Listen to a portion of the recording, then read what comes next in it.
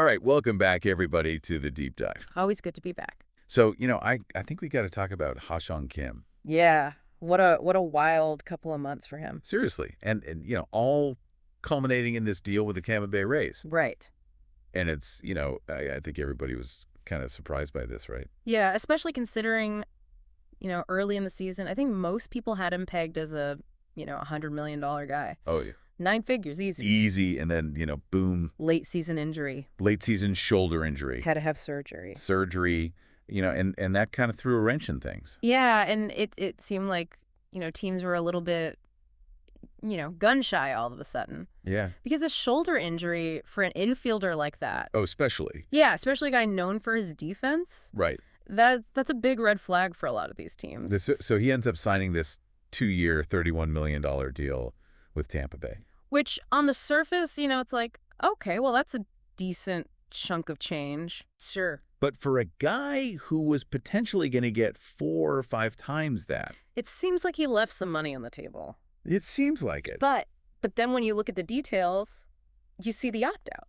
Right. After the 2025 season. So it's almost like a prove-it deal. It is. He's betting on himself. He's betting on himself. He's saying, right. Hey, I'm going to go to Tampa. I'm going to show everybody that this shoulder is fine. I'm going to put up the numbers, and then I'm going to hit the market again. At age 30, yeah. Which is, still prime time for a baseball player. Still in his prime, yeah. So, to understand why he made this move, I think we gotta look at the Rays. Right, we gotta talk about the Rays. Because the Rays, they're not your typical team. Not at all. They do things a little differently. They're famous for the whole Moneyball thing. Right. Finding undervalued assets. Finding guys that other teams might overlook. Exactly. And turning them into stars. And they've done a remarkably good job with it. They have. I mean, year after year, they find a way to compete. With a very limited payroll. Yeah, I mean, they're never at the top of the league in terms of spending. Ever. But they're always right there in the playoff hunt. So how does Kim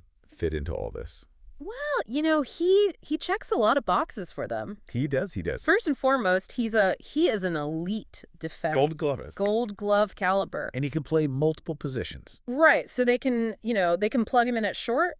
Second. Second, third. They can probably put him in the outfield if they needed to. I mean, yeah, they love that versatility. They do. And then on top of that, the guy can fly. Oh, he is so fast on the base paths. He's a game changer when he gets on base. And that fits right into the Rays style. Oh, absolutely. Which is all about, manufacturing runs. Small ball.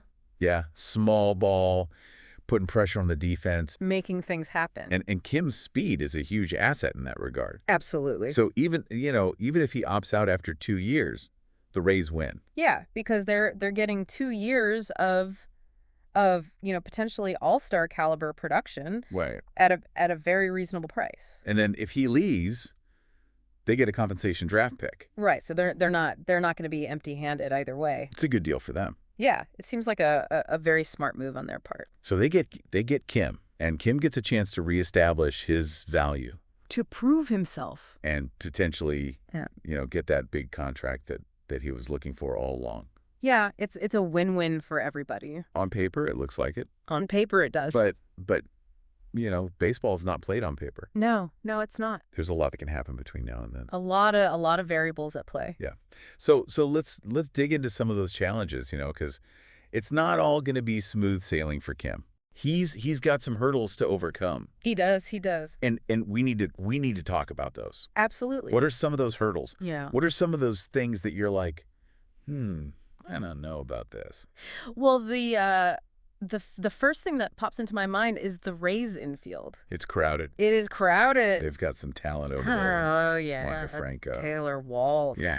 I mean, they've got some guys who can play. So it's not like he's walking in and they're just going to hand him the starting shortstop job. Oh no. He's going to have to earn it. He's gonna have to prove that he deserves to be in that lineup every day. And not just that, he's got to adapt to a new team, a new manager, new system, a whole new system. The Rays, they do things their way. They do. They're very detail oriented. They are. They're all about plate discipline, working deep into counts. Yeah, making the pitcher work. It's not just about hitting home runs. No, it's about It's about making contact, putting the ball in play, And moving runners over. creating opportunities. Yeah, it's a very team-oriented approach. It is, and that's not for every player. Right. Some guys they want to go up there and swing for the fences. They want the glory. They want the big numbers.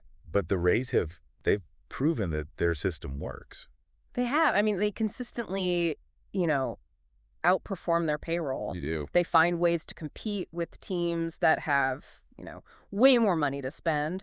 So it's this really interesting kind of clash, right? Yeah, it's like you've got Kim, Who's got that potential the star power, to be a superstar, yeah. and then you've got the Rays, Who are all about, that grit. that efficiency, Yeah. like getting the most out of every player, every situation. So it's like, how do those two things mesh? It's a fascinating experiment. It is. And the implications, I think, go beyond just, the Rays and Kim. What do you mean? Well, if this works, if he comes back, he's healthy, he puts up numbers, And he gets that big contract and he gets that big contract, in 2026. you could see other players start to follow that blueprint. Interesting. Yeah. Maybe we see more guys taking those shorter-term deals with the opt-outs. Betting on themselves. Betting on themselves instead of just taking the first big offer that comes along. So it could actually change the way contracts are negotiated in the league. Potentially, yeah. Huh. That's pretty wild to think about. Yeah, it's one of those things where, you gotta wait and see how it plays out. We do, but it's definitely something worth watching. Oh, absolutely. This is a story with a lot of layers to it. So as we're watching this unfold, Mm-hmm. what are some of the key things that we should be paying attention to? Well, first and foremost, his health. Yeah, is the shoulder 100%? Is the shoulder 100%? Because if it's not, Nothing else matters. nothing else matters. If he's not healthy, he can't contribute. Okay, so health is number one. Health is number one. What else? How does he fit into the lineup? Yeah, what's his role going to be? Is he an everyday player? Is he a platoon guy? Yeah, is he coming off the bench? Where are they going to play him? Are they going to keep him at short? Is he going to move him around? Yeah, are they going to, take advantage of that versatility? Right. So that's another big thing to watch. Okay, so role in the lineup, and then what about the numbers? The numbers? Yeah, I mean, we know he can play defense. Silver glove caliber. But can he hit in this system? Can he get on base?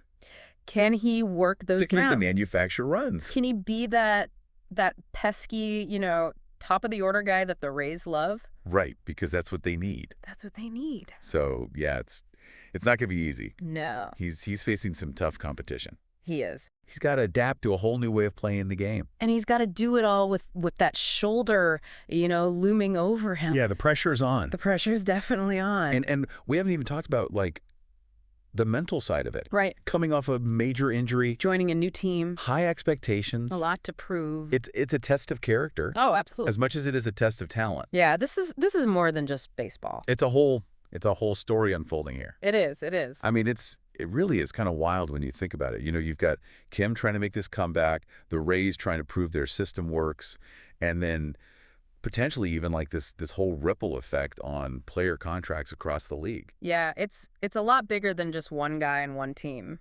And I think it's easy to get caught up in the numbers, the stats, the dollar figures, but we got to remember there's a human side to this too. Right. I mean, you think about Tim's journey, comes over from Korea, establishes himself as a star in the MLB, then has to deal with this injury.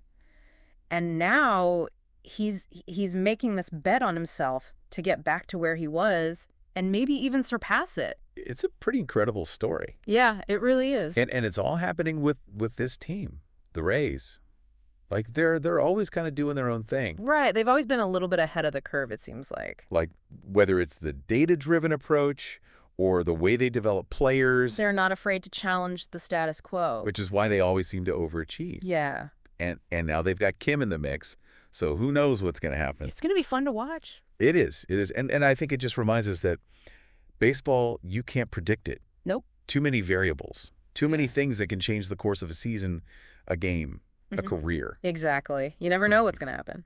And with Kim, he's already overcome so much to get to this point. Coming over from Korea, adapting to a new league, a new culture, a new style of play. Right. And he didn't just adapt. He excelled. He became one of the best defensive players in the league. Won a Gold Glove. So, I mean, if anyone can bounce back from this, it's probably him. Yeah, he's definitely got the talent, the work ethic. And mental toughness. Yeah, he's got it all. And honestly, even if he doesn't get that mega contract, Right. just seeing him back on the field, competing at a high level. I think that's a win in itself. It is. It is. And it's a story that I think can inspire people. Absolutely. You know, whether you're a baseball fan or not. It's about overcoming adversity. It's about believing in yourself. It's about never giving up. And we'll be here. Right here on the Deep Dive. Following along every step of the way to see how it all unfolds. So thanks for joining us on this deep dive. Always a pleasure. And we'll catch you next time.